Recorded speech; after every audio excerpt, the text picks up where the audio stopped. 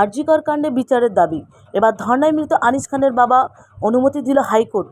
আগামী 7ই সেপ্টেম্বর থেকে 13ই সেপ্টেম্বর পর্যন্ত ধর্নার অনুমতি দিল আদালত।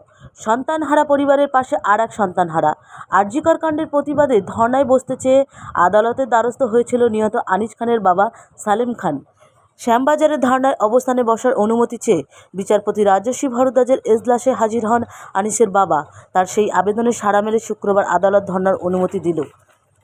আগামী 7ই সেপ্টেম্বর থেকে 13ই সেপ্টেম্বর পর্যন্ত ধর্নার অনুমতি দিল আদালত।